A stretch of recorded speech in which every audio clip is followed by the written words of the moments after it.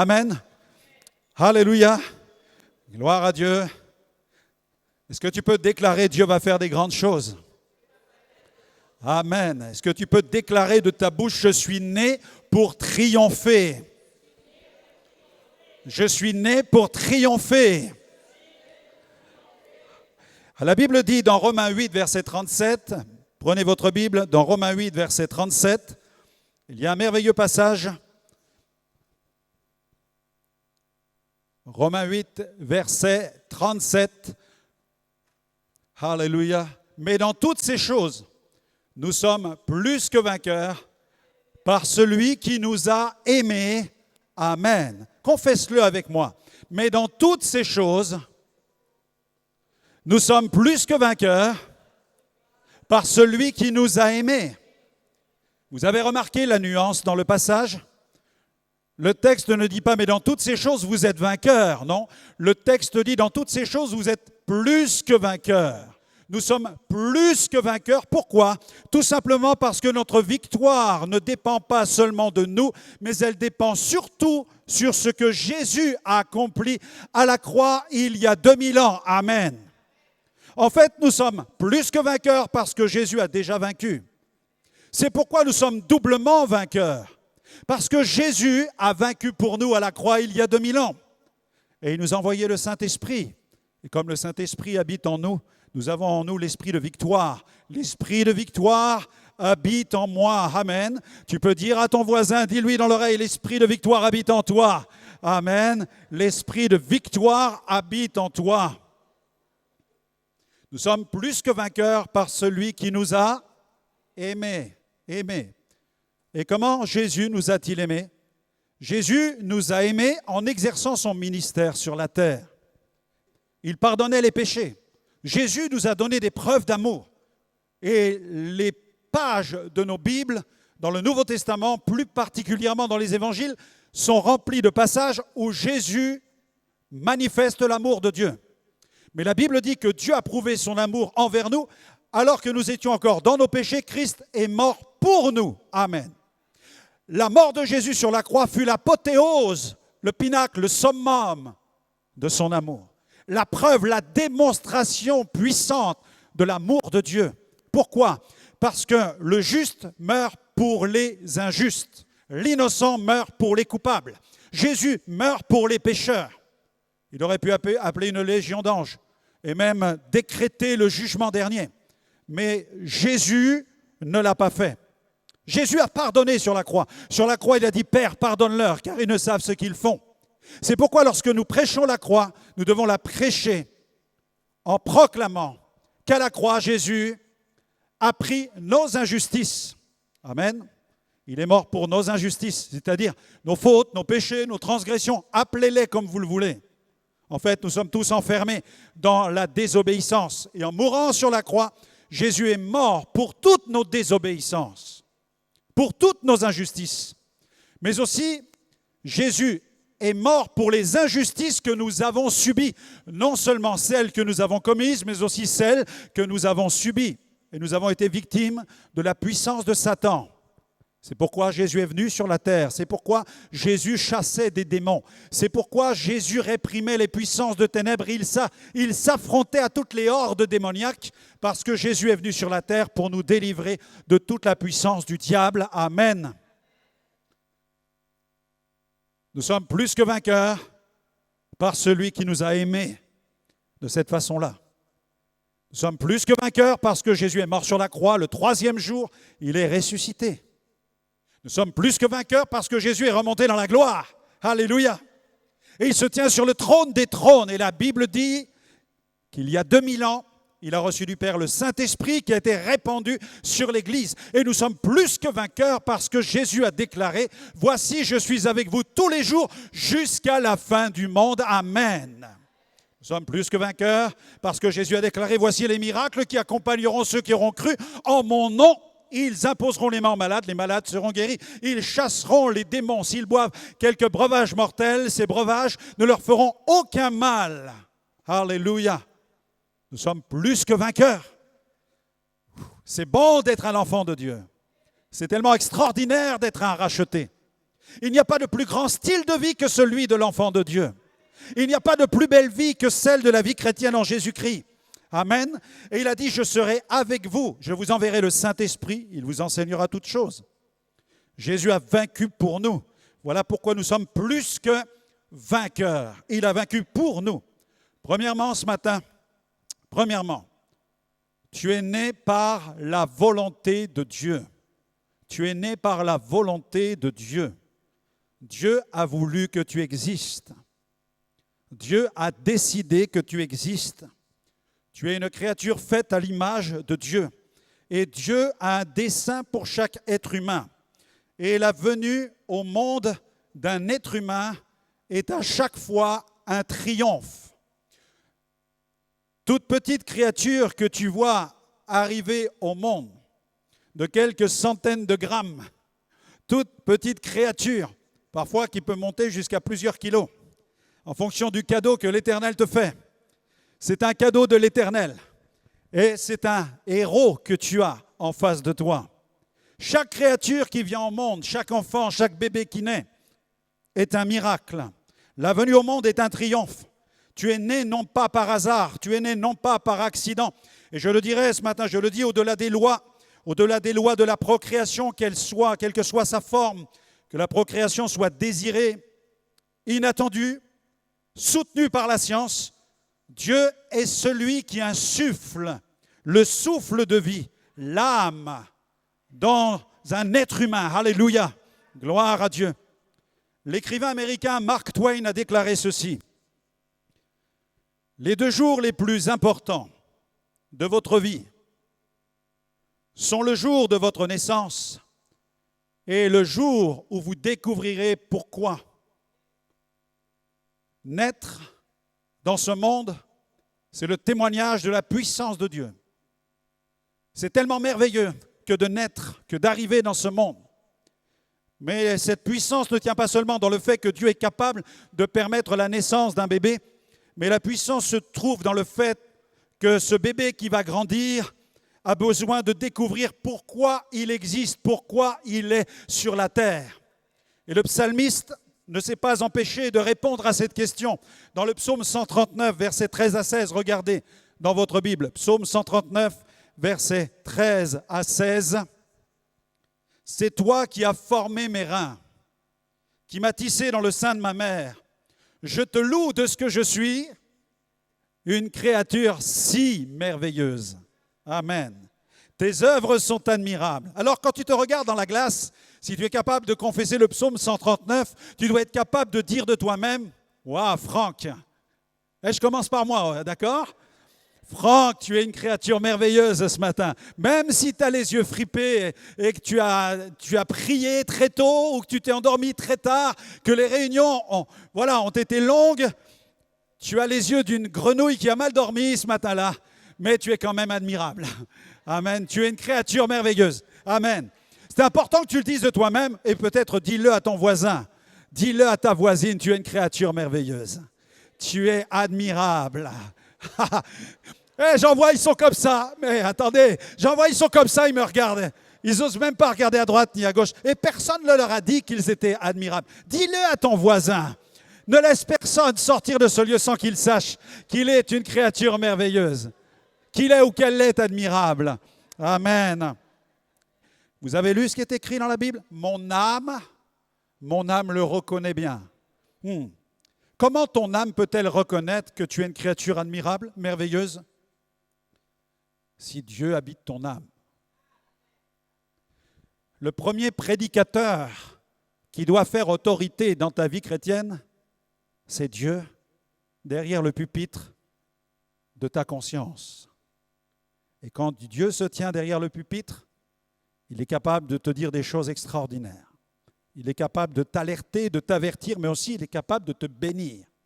Dans la Genèse, quand Dieu crée l'homme et la femme, la Bible dit qu'il les bénit. Notre Dieu est un Dieu de bénédiction. Et quand il nous corrige, même quand il nous reprend, c'est dans un seul but, nous empêcher de passer à côté de notre destinée. Parce qu'il sait qu'il y a tellement glorieux pour nous qu'il ne veut pas que nous passions à côté de cela. Nul ne doit dire ce matin, je suis né par accident. même si tu l'as entendu dans la bouche de ton père ou de ta mère. Non, tu dois maintenant sortir de ce schéma-là. Arrête de penser, je suis une erreur, je suis né par accident, ou alors je n'ai pas été désiré par mes parents. Mes parents ne désiraient pas cet enfant. On peut naître parfois par accident dans le sens où on n'était pas attendu, mais les parents sont très heureux d'accueillir l'enfant surprise. Mais parfois, il arrive que les enfants ne soient pas désirés du tout au sein d'un foyer. Il arrive aussi qu'un enfant soit le fruit d'une union illégitime ou d'un acte illégitime. Et peut-être tu sais toi-même que tu es le fruit d'un acte illégitime et tu en souffres. Mais je suis là pour te délivrer ce matin. Je suis là pour te libérer au nom puissant de Jésus et te dire de la part de Dieu que tu es une créature merveilleuse, que tu es une créature admirable et que Dieu a un dessein pour toi parce que Dieu a permis que tu existes. Au-delà de la folie des hommes, Dieu a voulu que tu sois. Alléluia. Ce que je suis, dit Paul, je le suis par la grâce de Dieu. Alléluia. Alors commence à embrasser la vie, commence à embrasser ta destinée, commence à embrasser ton Créateur et commence à vouloir aligner ta vie avec son plan à lui parce que ton bonheur dépend de ce plan-là. Alléluia. Gloire à Dieu. Prends conscience que Dieu a voulu que tu existes. Commence à dire, Dieu m'a créé moi. Dieu m'a créé moi. Mets ton nom et ton prénom. Dieu m'a créé Franck Alexandre. Waouh! Dieu m'a créé Franck Alexandre. Gloire à Dieu. Merci Seigneur de m'avoir créé. Tu dois déclarer que Dieu t'a créé. C'est important que tu acceptes ce principe spirituel. On va faire un exercice maintenant. Tu vas répéter avec moi et tu vas mettre ton nom dans ce verset qui est le verset en or. Jean 3,16. OK, vous connaissez. Car Dieu a tant aimé le monde qu'il a donné son Fils unique afin que quiconque croit en lui ne périsse point mais qu'il ait la vie éternelle. Car Dieu a tant aimé Franck. Yes. Alors mets ton prénom maintenant. Car Dieu a tant aimé Franck qu'il a donné son Fils unique afin que Franck ne périsse point, mais que Franck ait la vie éternelle. Ouh, ça fait du bien, non? Hein? Ça fait du bien. Merci Seigneur. Jean 3,16, alléluia. Dieu soit béni. Dieu met déjà ton nom dans son dessein pour que tu expérimentes cette deuxième expérience qui touche à cette vie, afin que tu aies la vie, zoé en grec, c'est-à-dire non pas seulement la vie éternelle. Vous savez, pour certains, la vie éternelle, c'est une vie qui ne s'arrête pas. Et pour quelqu'un d'hyperactif comme moi, ça peut me faire peur. Parce que je me dis, qu'est-ce que je vais faire au ciel? Je ne m'imagine pas dans une chorale pendant des siècles. Vous imaginez? Parfois, on a des représentations du ciel. On se dit, le ciel, ça va être une immense chorale avec des millions de choristes. Et puis, tu vas faire partie de la chorale au milieu de millions de personnes. Et tu vas chanter pendant des siècles. Non, moi, quand je vois la nouvelle Jérusalem, quand je vois tout ce qu'il y a à l'intérieur, je me dis, il va y avoir une hyperactivité avec les anges. On va monter une équipe là-haut qui va être incroyable. Non, ils vont dire, non, Franck, non, c'est pas toi qui montes l'équipe, c'est nous qui l'avons montée et puis on t'accepte dans l'équipe. OK. Mais le ciel, ça va être extraordinaire. Alléluia, c'est la qualité Zoé, la qualité de vie de Dieu. Naître, prendre conscience que je suis né par la volonté de Dieu. Tu dois régler ça une bonne fois pour toutes. Dieu a voulu que tu sois. Dieu a voulu que tu existes. Deuxième point, naître de nouveau. Naître de nouveau. La première naissance, c'est quoi? La première naissance, c'est l'opportunité que Dieu nous offre pour accepter la seconde. La première naissance, celle qui est naturelle, c'est l'opportunité que Dieu nous offre afin d'expérimenter la seconde, qui celle-ci sera choisie. La première naissance, personne ici ne l'a choisie. Il n'y a pas un bébé qui est arrivé dans la chambre à coucher des parents et qui a dit « hop, hop, hop, hop, hop, eh oh, vous m'avez oublié. Il faut que je naisse. Il faut que vous puissiez m'engendrer. » Jamais le bébé arrive avant que les parents décident de faire l'enfant. Mais pour expérimenter la nouvelle naissance, il faut exister. La première naissance naturelle n'est pas choisie. La seconde, elle nous est offerte. Et c'est à nous de la choisir. Tu dois naître de nouveau. La nouvelle naissance est un triomphe là aussi. La première naissance est le triomphe du bébé qui arrive à la vie, le héros. La nouvelle naissance, c'est un autre triomphe. Là, je triomphe du moi, je triomphe de l'ego, je triomphe du péché, je triomphe de la chair. Jésus va régner en moi et il va faire de moi une nouvelle créature.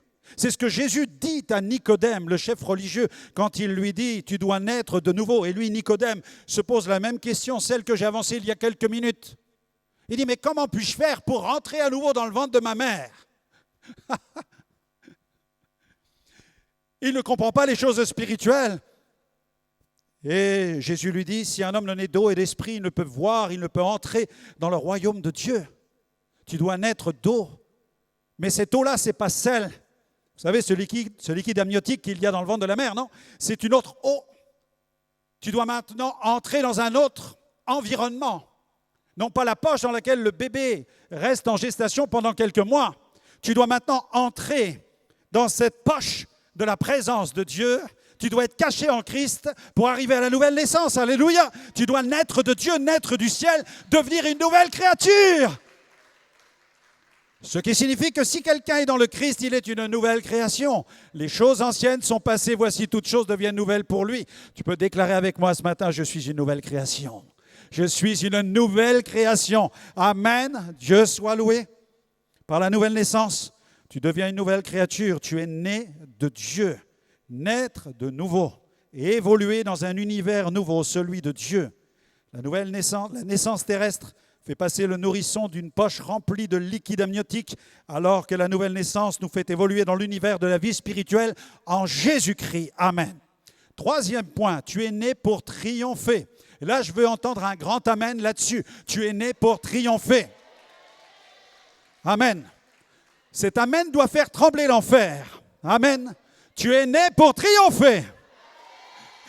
Alléluia. Gloire à Dieu. La vie en Christ t'accorde un pouvoir, celui de triompher contre trois sources antagonistes.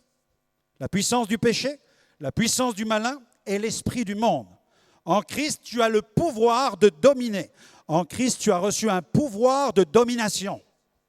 Waouh! Et tu dois explorer ce pouvoir. En Jésus, tu as reçu le pouvoir de domination sur le péché, sur le malin et sur l'esprit de corruption qui agit dans le monde.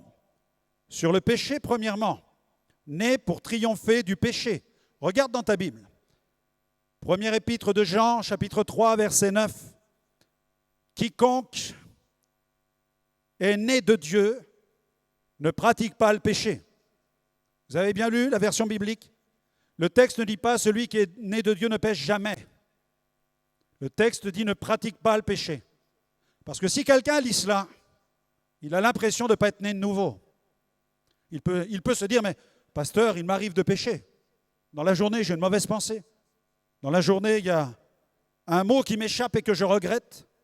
Dans ma journée, il y a un geste que j'ai fait que je n'aurais jamais dû faire. Suis-je vraiment né de nouveau ?»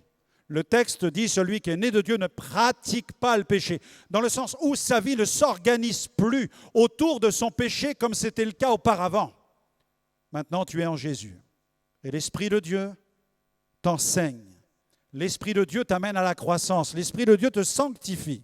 Quiconque est né de Dieu ne pratique pas le péché, parce que la semence de Dieu demeure en lui, et il ne peut pécher parce qu'il est né de Dieu. Le monde subit la puissance du péché, sans pouvoir y résister. Le monde n'a pas de pouvoir contre le péché. Seule l'Église a reçu l'esprit de domination contre la puissance du péché. L'Église s'attaque au péché. L'Église dénonce le péché.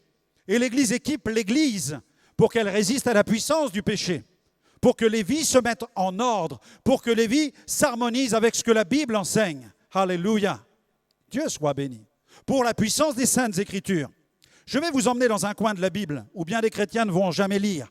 Dans l'Épître aux Hébreux, chapitre 12, nous allons commencer à partir du verset 2. Hébreux 12, verset 2. Regardez ce que l'Écriture enseigne. L'auteur de cette épître nous dit ceci. Hébreux 12.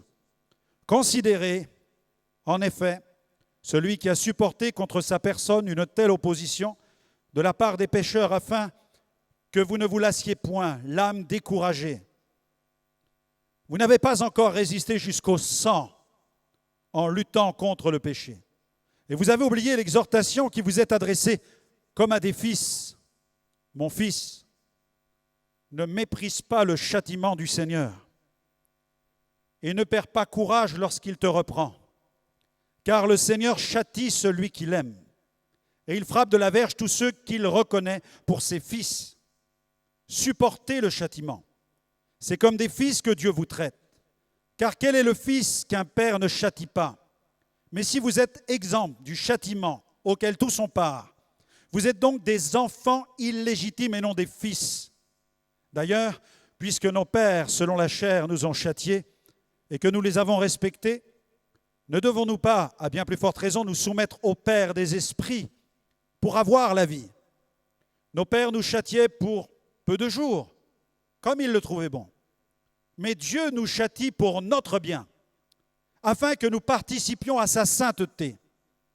Il est vrai que tout châtiment semble d'abord un sujet de tristesse et non de joie, mais il produit plus tard, pour ceux qui ont été ainsi exercés, un fruit paisible de justice. Fortifiez donc vos mains languissantes et vos genoux affaiblis. Suivez avec vos pieds des voies droites, afin que ce qui est boiteux ne dévie pas, mais plutôt se raffermisse. Recherchez la paix avec tous et la sanctification, sans laquelle personne ne verra le Seigneur. Malheureusement, je dois le dire, des chrétiens ne verront pas le Seigneur.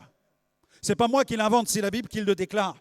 Des chrétiens ne verront pas le Seigneur parce qu'ils ont refusé de marcher dans la sanctification. Ils n'ont pas compris ce qu'est le ciel et qui est Dieu. Dieu est saint, le ciel est saint, et Dieu nous invite et nous appelle et nous commande de marcher dans la sainteté. Veillez à ce que nul ne se prive de la grâce de Dieu, à ce qu'aucune racine d'amertume poussant des rejetons ne produise du trouble et que plusieurs n'en soient infectés, ce qu'il n'y ait ni impudique, ni impudique. C'est pourquoi il faut se marier. On ne peut pas vivre ensemble sans être marié. Il faut se marier. Il faut passer devant le maire. Il faut demander la bénédiction du pasteur. C'est important, on ne peut pas vivre dans le péché. Tu dois couper avec le péché, tu dois mettre ta vie en ordre à ce qu'il n'y ait ni impudique, c'est la Bible qui le dit, ni impudique, ni profane comme Ésaü, qui pour un mets vendit son droit d'aînesse. Vous savez que plus tard, voulant obtenir la bénédiction, il fut rejeté, quoiqu'il la sollicita avec larmes, car ce repentir ne put avoir aucun effet. Mes amis, bien-aimés, Dieu bénit, et on dit tous « Amen ». Mais il y a un moment où on dit « Seigneur, bénis-moi encore », et Dieu dit « Non, j'arrête, je ne te bénirai plus ». En tant que pasteur, je te donne un avis, 2 avis, 3 avis, je n'en donne jamais 4. Après, j'arrête. Quand Dieu parle à quelqu'un, la Bible dit qu'il parle jusqu'à 3 fois. Mais lorsque tu parles en tant que serviteur de Dieu, ou même toi en tant que chrétien, que tu avertis quelqu'un qui ne veut pas t'écouter, tu prêches dans le désert, il ne veut rien entendre. À un certain moment, ta parole est comme piétinée et méprisée. Mes amis, il faut être ouvert et conscient qu'il y a des gens qui ne veulent pas se convertir, qui ne veulent pas de Dieu, qui ne veulent pas aller au ciel. Ils veulent garder leur péché, ils veulent vivre leur vie sans Dieu. C'est une réalité.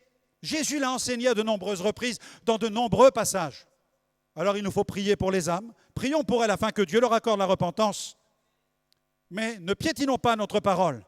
Avertissons, censurons, exhortons, prêchons l'Évangile, mais que notre parole ne soit pas méprisée et piétinée. Sinon, elle n'a plus aucune valeur. Quand la messe est dite, la messe est dite. Usons de grâce en disant la vérité, en reprenant, en avertissant. Mais à un certain moment, vous ne pouvez pas vous battre contre quelqu'un qui ne veut pas obéir à la parole de Dieu. Vous ne pouvez pas vous battre contre lui. Et on ne peut pas convertir les âmes de force. On est d'accord? Et heureusement d'ailleurs, heureusement, on n'embrigade personne dans cette communauté. On prêche la vérité, on prêche l'Évangile. C'est aux âmes de se convertir ensuite. Si elles ne veulent pas, elles portent leurs propres responsabilités. La sentinelle dans Ézéchiel, elle est là pour avertir, afin que le sang des âmes ne retombe pas sur sa tête lorsque l'avertissement, le son de la trompette a résonné 1 fois, 2 fois, 3 fois. Ensuite, il faut remettre les âmes entre les mains de Dieu. C'est pourquoi ce matin, je t'invite, je t'appelle à te repentir, je t'appelle à changer de vie, à mettre ta vie en ordre. Si tu vis dans le péché, repens-toi, viens à Jésus, il va transformer ta vie pour te donner une glorieuse destinée. Mais si tu ne le fais pas, Si tu ne le fais pas, tu entends des glorieux messages, tu ne vis pas ce que nous prêchons et tu es frustré quand tu viens ici. Tu es frustré parce que tu dis, il prêche des choses que je ne vis pas. Tu ne les vis pas parce que le péché t'empêche de le vivre. Mais coupe avec le péché. Le péché est une puissance de mort. Tu es né pour triompher du péché. Tu es né avec le pouvoir d'aller devant le maire te marier. Il y a quelqu'un dans la salle? Tu es né avec le pouvoir de ne plus aller en boîte de nuit. Il y a quelqu'un dans la salle? Tu es né avec le pouvoir d'arrêter de consommer de la drogue. Oui, tu es né. Tu peux dire non. Tu peux dire non. Tu as le pouvoir. Dieu t'a créé avec le pouvoir de dire oui, de dire non. Adam et Ève avaient ce pouvoir. Et si tu nais de nouveau, à plus forte raison, tu es né de nouveau pour ne plus vivre dans le péché. Tu es né de nouveau pour résister au péché. Tu es né de nouveau pour triompher. Tu es né de nouveau pour ça. On ne peut pas naître de nouveau et rester dans le péché, ça n'a pas de sens. Sinon, l'Église est comme le monde. Le monde est comme l'Église. Et on ne fait plus la différence entre la lumière et les ténèbres, entre ce qui est profane et ce qui est vrai. Alors il faut te repentir radicalement, mettre ta vie en ordre et descendre à genoux dans la présence de Dieu pour dire, Seigneur, pardonne-moi, je suis un pécheur, je suis perdu, purifie-moi, transforme-moi. Et ensuite prendre des décisions. Prendre des décisions. Il y a des décisions que Dieu ne prend pas à notre place. Il y a des choses que Dieu ne va pas faire à notre place. Si tu as volé quelque chose, va le rendre. OK? Si tu as volé quelque chose à quelqu'un, va le rendre. Si tu es fâché avec quelqu'un, va te réconcilier. Si tu as offensé quelqu'un, va demander pardon. Si quelqu'un t'a offensé, pardonne celui qui t'a offensé. Ne laisse pas le péché dominer sur toi. Tu as reçu le pouvoir de domination sur la puissance du péché. Amen. À Dieu soit la gloire. Dieu soit loué. La Bible parle de l'empire du péché et de l'empire du diable. Nous sommes sous l'empire du diable quand nous cédons à la puissance du péché parce que nous nous replaçons sous son empire. Tu es né pour triompher du péché et ensuite tu es né pour triompher du malin. La Bible dit, dans 1 Jean chapitre 5, versets 18 à 19, « Nous savons que quiconque est né de Dieu ne pêche point, mais celui qui est né de Dieu se garde lui-même. » Waouh! Il se garde lui-même. Il a une responsabilité. Il se garde lui-même. Et le malin ne le touche pas. Pourquoi le malin nous touche? Parce que nous ne nous gardons pas nous-mêmes. J'ai donc le pouvoir de domination sur le malin. Nous savons que nous sommes de Dieu et que le monde entier est sous la puissance du malin. Donc je dois faire choix de résistance à l'égard du malin. Prends autorité sur ton smartphone. C'est quand la dernière fois que tu as passé du temps dans la prière? Combien d'heures passons-nous sur nos mobiles, sur nos ordinateurs? Combien d'heures passons-nous avec les nouvelles?